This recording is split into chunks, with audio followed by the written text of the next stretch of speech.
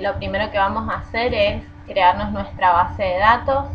Para esta demo voy a utilizar SQL Server 2008.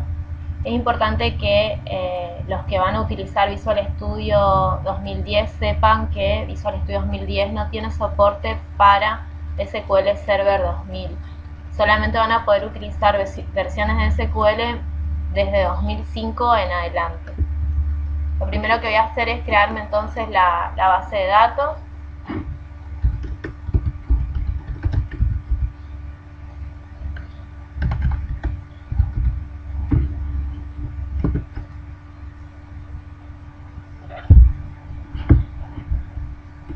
Vamos a crearnos una tabla. La idea es poder crear un ABM sencillo de artículos.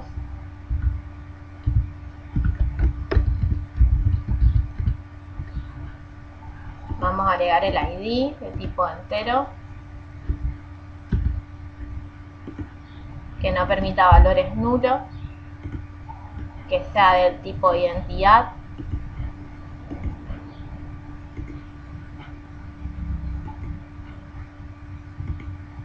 que sea autoincremental en 1 y que sea la clave primaria de nuestra tabla. El nombre del producto, vamos a elegir nvarchar de 255, vamos a cambiarle la longitud, que no permita valores nulos, marca,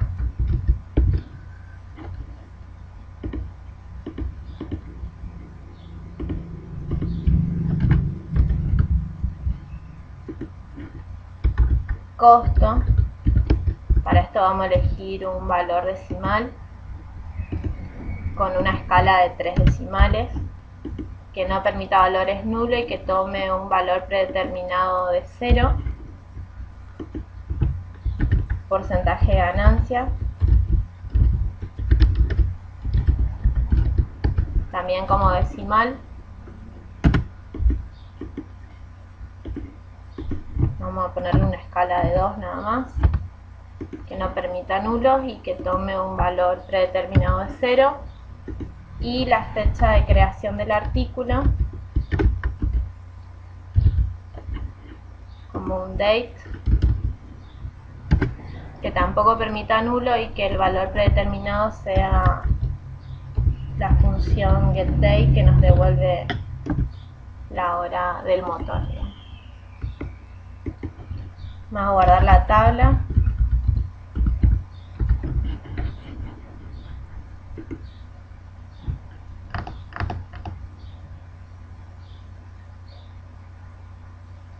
Bueno, ya tenemos creada nuestra base de datos. Lo siguiente que vamos a hacer es abrir nuestro Visual Studio.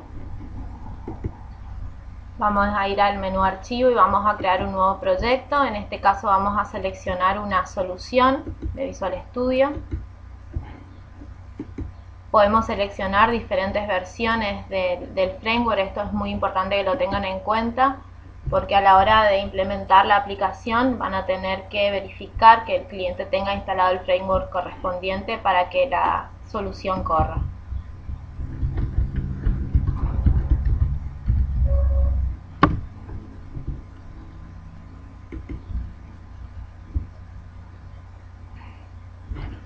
Ya tenemos nuestra solución creada. Lo siguiente es crear nuestras carpetas de soluciones. En este caso vamos a agregar una carpeta que va a contener la capa de datos de la aplicación,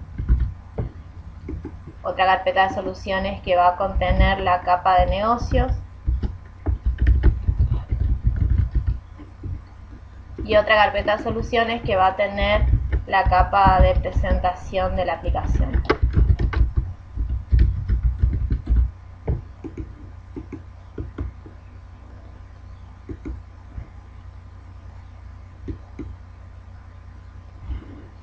Vamos a agregar nuestra capa de datos. Para esto vamos a seleccionar una aplicación Windows de tipo biblioteca de clases, que vamos a llamar datos.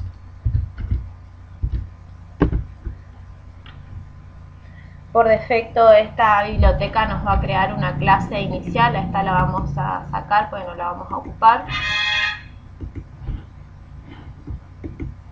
Y el primer componente que vamos a agregar es un componente de datos. Vamos a elegir de las plantillas la opción de datos y acá tenemos todas las opciones de datos disponibles por .NET.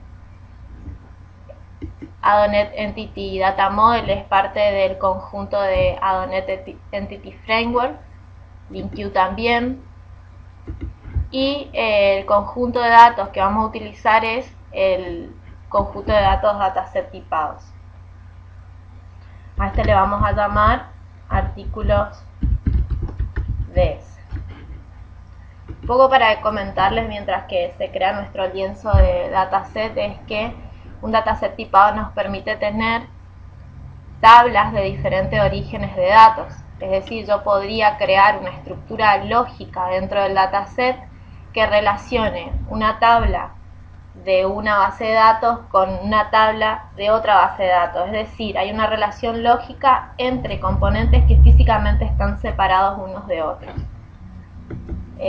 Para los que ya anduvieron investigando o han utilizado la herramienta, existen diferentes maneras de poder agregar una tabla al dataset.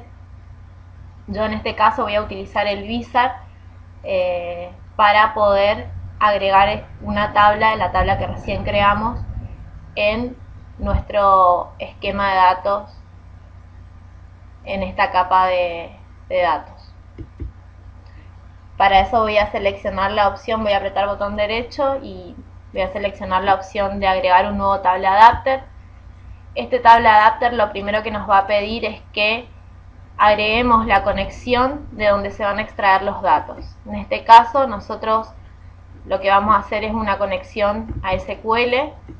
Vamos a seleccionar la instancia del servidor con la cual nos vamos a conectar. En este caso yo tengo dos motores corriendo en esta máquina y la que vamos a utilizar es esta. También tenemos que determinar con qué tipo de autenticación se va a conectar a los datos.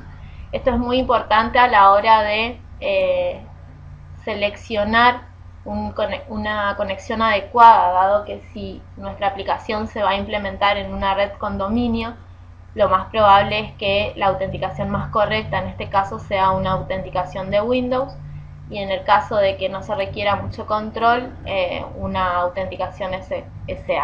En este caso yo la voy a dejar con autenticación Windows y voy a buscar la base de datos que recién creamos. Probamos la conexión, se estableció correctamente y ya tenemos nuestra conexión a la base de datos. Aquí podemos ver la cadena de conexión. Esta cadena se va a guardar en en nuestro archivo de configuración. Después les voy a mostrar dónde va a parar esta cadena de conexión. Y el asistente nos va a permitir seleccionar tres opciones para poder agregar una tabla a este dataset. En este caso yo voy a seleccionar la primera opción. Aquí tenemos un botoncito de opciones avanzadas que nos va a decir qué se va a hacer con esa tabla. En este caso nos va a decir que va a generar automáticamente las instrucciones de insert, update y delete contra el motor. Usar simultaneidad optimista tiene mucho que ver con el control de concurrencia. Esto se usa cuando los datos son críticos y que requiere un control adicional que nos permita verificar que cada vez que nosotros quisiéramos actualizar la base de datos, esta no haya sido modificada previamente por otra persona. En este caso no lo vamos a hacer. En este caso no lo vamos a hacer y vamos a seguir con el asistente.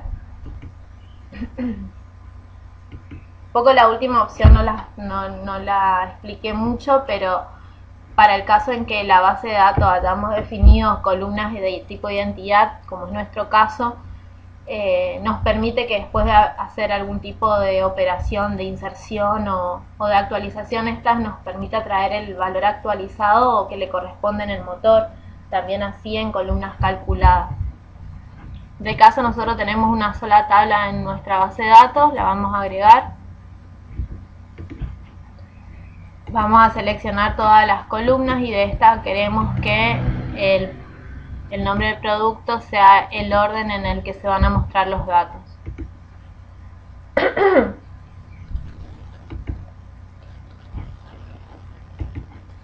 En este caso solamente voy a crear un método fill que se devuelva en la misma tabla que le paso como parámetro.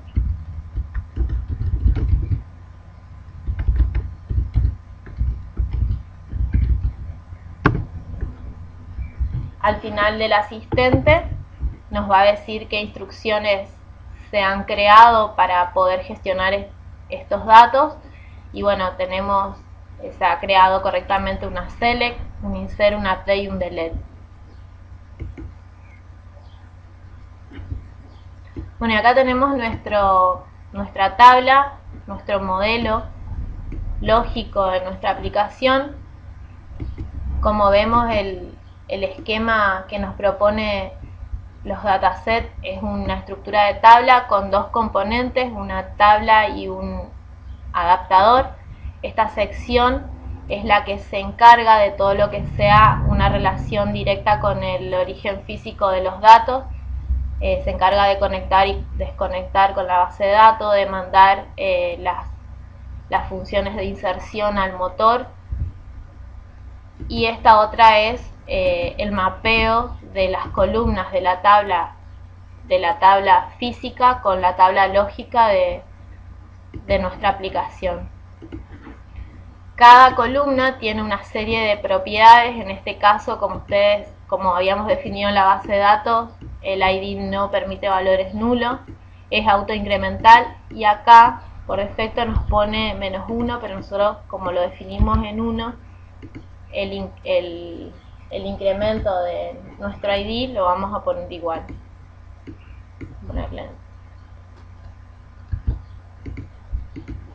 Bueno, producto tampoco permite nulos, es de un tipo string, y acá hay una propiedad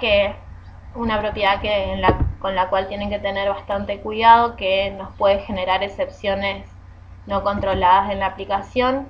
En este caso yo la voy a dejar vacío porque pienso poder gestionar la validación desde otro punto. Bueno, vamos a guardar nuestro modelo. Otra de las ventajas que se han agregado en las sucesivas versiones de Visual Studio es poder trabajar con clases parciales. Las clases parciales son básicamente fracciones físicas de código de una misma clase. Es decir, yo podría tener varios bloques de códigos parciales de una clase que nosotros desde fuera, para accederla, la veríamos como única, pero que físicamente están descritas en archivos de código separados. Eso hace un poco que la lectura del código muchas veces sea bastante más legible y fácil de ubicar.